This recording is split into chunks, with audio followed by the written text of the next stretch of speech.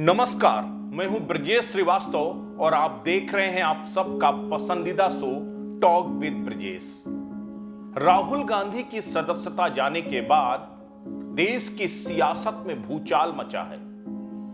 लगातार पूरा विपक्ष मिलकर सरकार को कटघरे में खड़ा कर रहा है। सबसे बड़ी बात यह है कि जिस तरीके से राहुल गांधी की सदस्यता गई, पहले उनको सजा का ऐलान हुआ, उसके तुरंत बाद सदस्यता खत्म करने का आदेश जारी हो गया। उसके बाद पूरा विपक्ष अचानक लामबंद हो गया है, एक साथ आ गया है। अब सबसे बड़ी बात यह है कि राहुल गांधी ने आज बड़ा पलटवार किया। राहुल गांधी ने कहा, मैं सावरकर नहीं गांधी हूं, माफी नहीं मांगूंगा। राहुल गांधी ने आज प्रेस कॉन्फ्रेंस करके एक बार फिर वही पुराना हमला जो संसद में प्रधानमंत्री नरेंद्र मोदी के खिलाफ बयानबाजी की थी राहुल गांधी ने, कुछ उसी तरह के तल्ख तेवर राहुल गांधी ने बाहर प्रेस कॉन्फ्रेंस के दौरान भी दिखाए। सीधे तौर पर कहा कि मैंने पीएम मोदी की आंखों में वो डर देखा है। उन्हें डर था कि कहीं ऐसा ना हो कि दूसरी बार संसद में बयान देते समय वो तमाम वो भेद खोल दूं मैं, और शायद इसीलिए मुझे जल्दबाजी में बाहर निकाला गया, बाहर किया गया। अब सबसे बड़ी बात यह है कि एक तरफ राहुल गांधी दम भर रहे हैं कि ना झुका हूं, ना झुकूंगा, और ना डरा हूं और ना डरूंगा, मुझे डरा नहीं सकते आप। बार बार राहुल गांधी अपने आप को बाहुबली साबित करना चाहते हैं। वो अपने आप को विक्टिम प्ले कर रहे हैं, विक्टिम साबित करना चाहते हैं कि मेरे साथ नाइंसाफी हुई है। और जिस तरीके से सरकार के इशारे पर उनको जो है लोकसभा की सदस्यता उनकी गई है, लेकिन दरअसल उसके तमाम कानूनी पहलू हैं।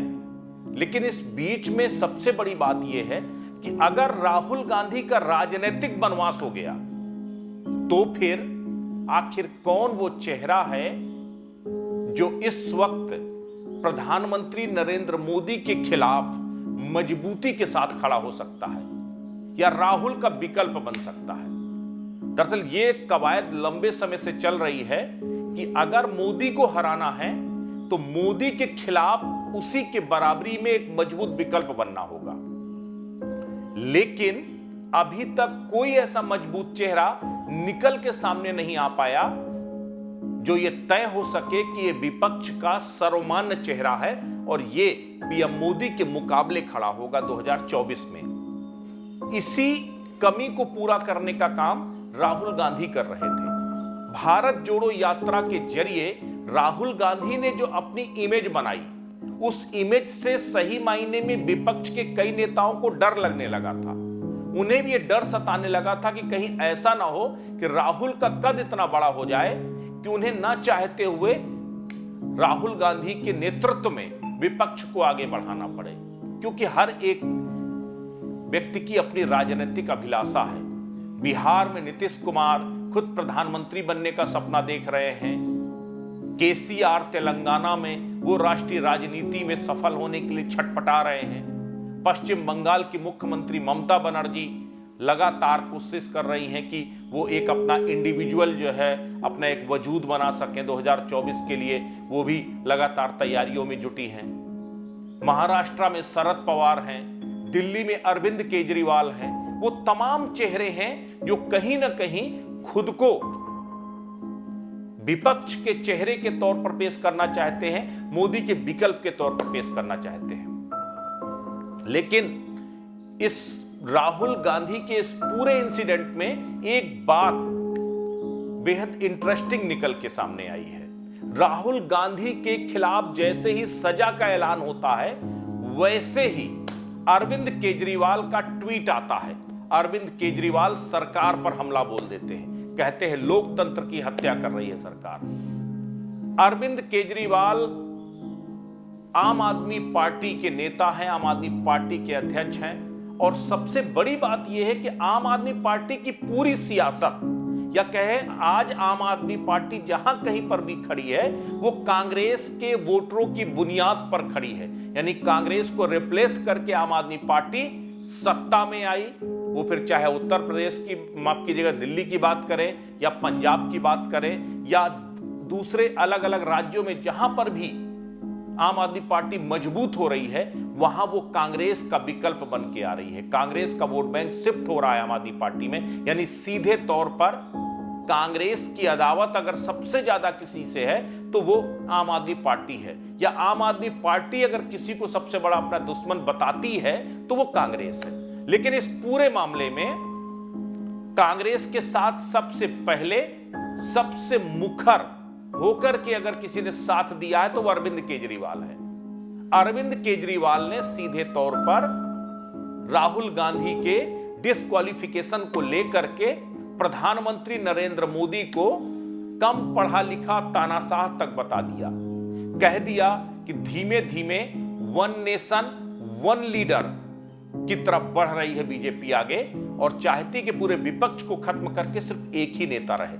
लेकिन अब हम सबको एक होना होगा और हमें इस मारकाट को रोकना होगा, इस तानाशाही को खत्म करना होगा, और उसके लिए हमें मजबूत विकल्प बनना होगा। अब इस मैसेज के पीछे बहुत कुछ है। अगर इस मैसेज को माइन्यूटली आप एनालाइज कीजिए तो आपको समझ में आएगा कि लंबे समय से राजनीतिक अभिलाषा पाले हुए अरविंद केजरीवाल को क्या कांग्रेस और राहुल गांधी की इस आपदा में कोई अवसर मिल गया है? क्या अरविंद केजरीवाल राहुल गांधी का वो विकल्प बनने जा रहे हैं? देखिए, हर किसी को मालूम है कि राहुल गांधी बीजेपी के दुश्मन क्यों थे। इसलिए थे क्योंकि उन्होंने खुल करके जो डायरेक्ट अटैक जितने प्रधानमंत्री नरेंद्र मोदी पर राहुल ने किए हैं उतने किसी ने नहीं किए। चाहे वो अडानी की बात हो, चाहे राफेल की बात हो, या फिर पेगासस की बात हो, वो तमाम मुद्दे रहे जिस पर राहुल गांधी ने अटैक किया लगातार प्रधानमंत्री नरेंद्र मोदी पर। लेकिन अगर राहुल गांधी को अलग कर दिया जाए तो राहुल गांधी के बाद दिल्ली के मुख्यमंत्री अरविंद केजरीवाल ही एकमात्र ऐसे नेता हैं जिन्होंने प्रधानमंत्री नरेंद्र मोदी को सबसे ज्यादा अटैक किया है। सबसे ज्यादा खुलकर अगर किसी ने मुखालफत की है तो वह अरविंद केजरीवाल है। अरविंद केजरीवाल तो 2014 में बनारस पहुंच गए थे मोदी के खिलाफ चुनाव लड़ने के लिए। वो अलग बात है कि औंधे मुंह गिर गए, चारों खाने चित हो गए, जमानत जब्त होकर उन्हें वापस आना पड़ा, लेकिन उसके बाद भी उन्होंने अपने आप को रोका नहीं। गुजरात में भी बीजेपी को हराने के लिए, चूंकि वहां स्टेक मोदी का लगा था, मोदी को हराने के लिए गुजरात पहुंच गए, सीधे अटैक किए लगातार। तो सीधी सी बात यह है कि मोदी के मुकाबले अगर कोई मजबूत चेहरा बन सकता है तो क्या वो चेहरा अरविंद केजरीवाल का हो सकता है क्या? तो अब जो सियासी पंडित जो आने वाली पॉलिटिक्स को आंक रहे हैं उसके मुताबिक क्या आने वाले समय में यानी 2024 से पहले अरविंद केजरीवाल मोदी के मुकाबले वो चेहरा बनेंगे? क्या अरविंद केजरीवाल को कांग्रेस समर्थन देगी? क्योंकि जिस तरीके से अरविंद केजरीवाल राहुल गांधी के साथ खड़े दिखाई दे रहे हैं, वो कह जरूर रहे हैं कि यहां मुद्दा राहुल गांधी नहीं है, यहां मुद्दा किस तरीके से एक एक करके नेताओं को खत्म किया जा रहा है, मुद्दा ये है और इसके लिए हम सबको लड़ना है। लेकिन दरअसल केजरीवाल को जो भी बारीक से नजदीक से समझता है वो अच्छी तरह जानता है। तो ना तो केजरीवाल यूं ही कुछ कहते हैं और ना यूं ही कुछ करते हैं। तो सबसे बड़ी बात यह है कि केजरीवाल के 2024 में विपक्ष का फेस बनने की कितनी संभावनाएं हैं। देखिए, ममता बनर्जी ने अभी कुछ दिन पहले एक बयान दिया था। ममता बनर्जी ने कहा था कि जब तक राहुल गांधी विपक्ष में रहेंगे तब तक आप मोदी पर अटैक नहीं कर सकते, मोदी पर सवाल खड़े नहीं कर सकते, क्योंकि हर बार हर सवाल को राहुल गांधी झेल लेते हैं। राहुल गांधी की वजह से विपक्ष सवाल नहीं उठा पाता। सीधे तौर पर कहा था कि राहुल गांधी को विपक्ष बाहर कर दे। और वो उन्होंने कवायद शुरू भी की थी। अखिलेश यादव जब ममता बनर्जी से मिलने गए थे तब उन्होंने ये कर भी दिया था कि अब गैर कांग्रेसी गैर भाजपाई विकल्प की तरफ आगे बढ़ेंगे और ऐलान कर दिया था कि कांग्रेस से दूर रहेंगे। लेकिन इस बीच वो भी राहुल गांधी के समर्थन में नजर आ रही हैं। सबसे बड़ी बात यह कि ममता बनर्जी को केजरीवाल अपना गुरु मानते हैं और अगर शिष्य राजनीतिक अभिलाषा पूरी करने के लिए आगे बढ़ता है तो हो सकता है गुरु भी उसको समर्थन दे दे। यानी ये कोई बड़े आश्चर्य की बात नहीं होगी कि 2024 के चुनाव से पहले राहुल के वनवास में जाने के बाद अरविंद केजरीवाल विपक्ष का वो चेहरा बन जाए।